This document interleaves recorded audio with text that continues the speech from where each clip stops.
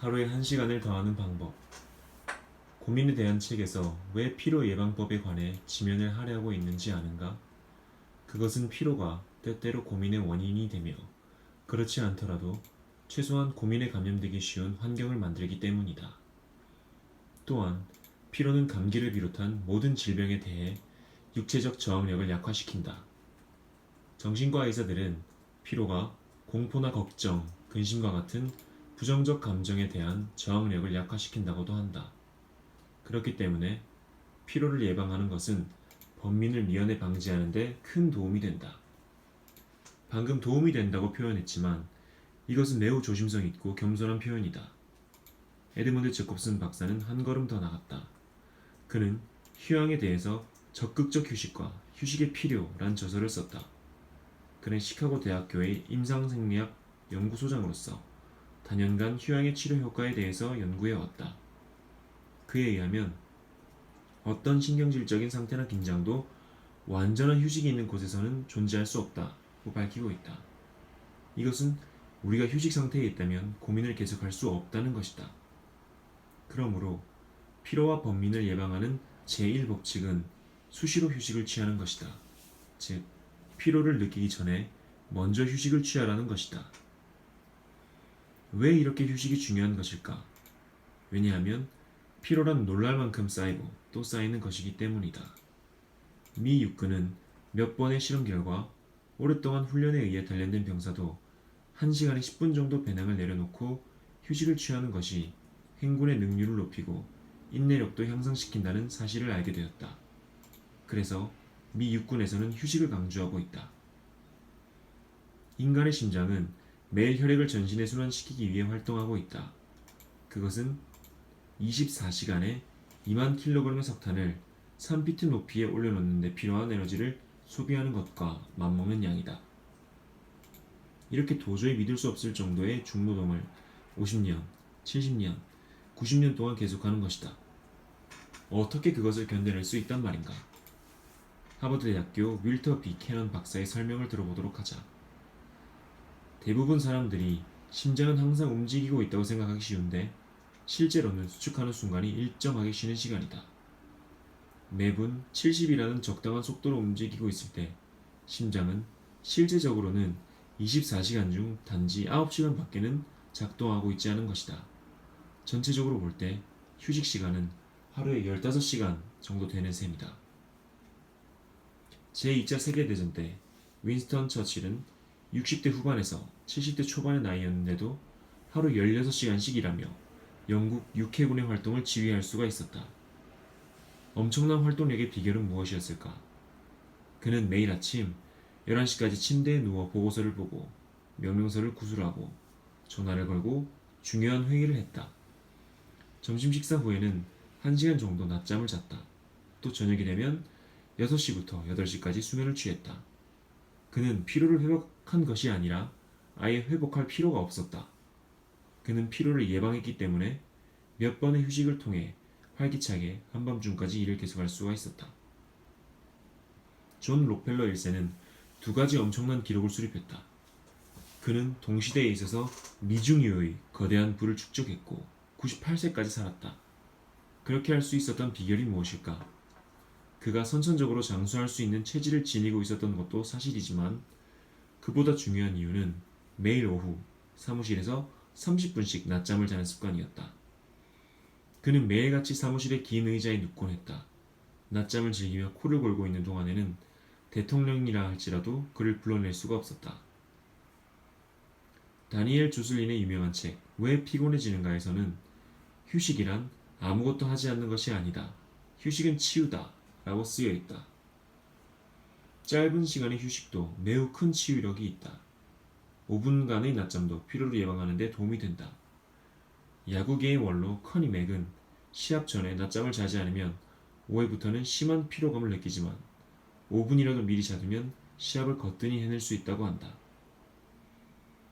엘리너 루즈벨트 여사에게 12년 동안이나 백악관의 빈틈없는 스케줄을 감당할 수 있었던 비결에 대해 질문하자 그녀는 여러 사람들과 회견을 한다든가 연설을 하기 전에 반드시 소파에 누워 눈을 감고 20분 동안 휴식을 취한다고 했다. 나는 최근 간이 침대가 놓여있는 메디슨 스퀘어 가든 분장실 골방에서 진 오트리와 이야기를 나눈 적이 있다. 나는 매일 휴식 시간이 되면 이 침대에 누워 1시간씩 자곤 합니다. 할리우드에서 영화를 만들고 있을 때는 곧잘 긴 의자에서 2~30분씩 휴식을 취하곤 했지요. 그렇게 하면 절로 기운이 생기거든요. 하고 그는 말했다. 에디슨은 자신의 놀랄만한 정력과 지구력은 자고 싶을 때 자는 습관에서 나온다고 말했다. 나는 80세 생일을 맞이하기 직전에 헨리 포드를 만났는데 그의 젊고 발랄함에 놀라지 않을 수 없었다. 그에게 젊음의 비결을 물었다. 그는 앉을 수 있을 때에는 절대로 서지 않는다. 누울 수 있을 때에는 결코 앉아있지 않는다. 고 했다. 근대 교육의 아버지 호로스 맨도 안티옥 대학교의 총장 시절 항상 긴 의자에 비스듬히 누운 채 학생과 면담했다. 나는 할리우드의 영화 감독인 잭 처토크에게 이 방법을 권했다. 얼마 후 그는 기적이 일어났다며 흥분을 감추지 못했다. 몇 년 전 나를 찾아왔을 때 그는 메트로 골드윈 메이어 영화사의 단편부 부장이었는데 몹시 피곤해 보였다.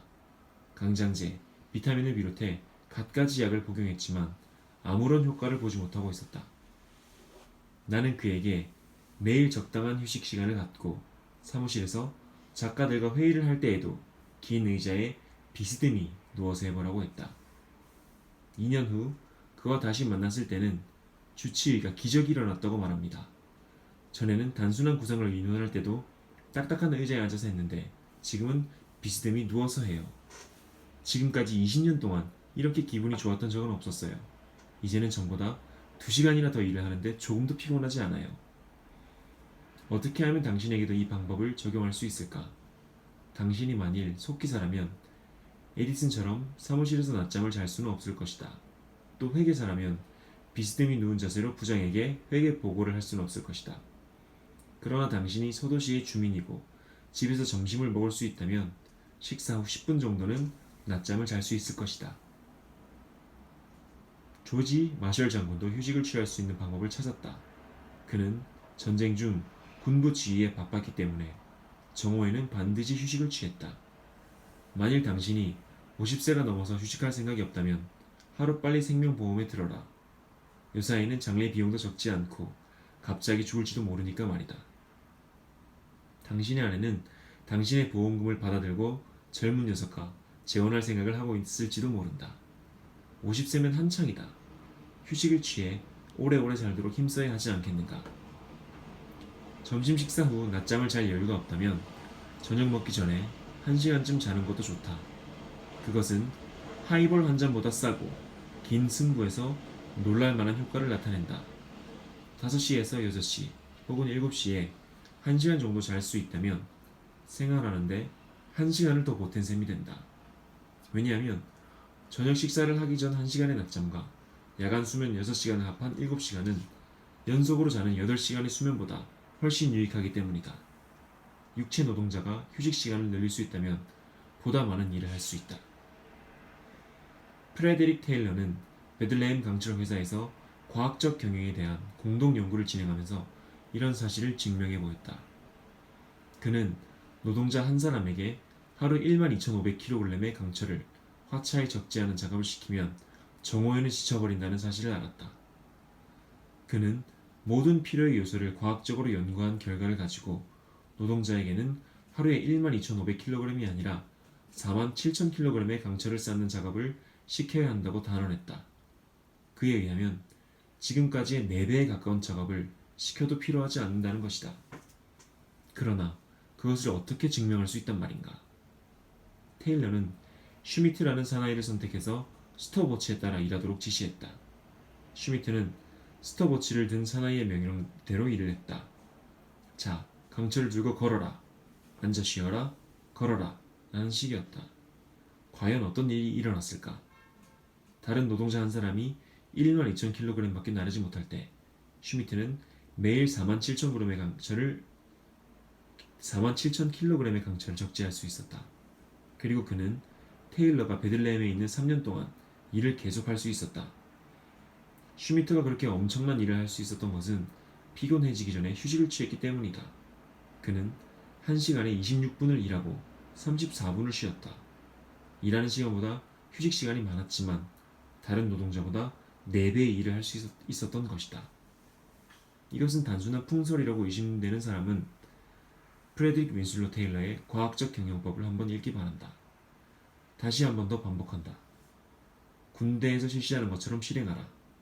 때로 휴식하라. 당신의 심장처럼 일하라. 피로해지기 전에 쉬어라. 그렇게 하면 끼어있는 인생에 하루 1시간을 더 보태는 셈이 된다.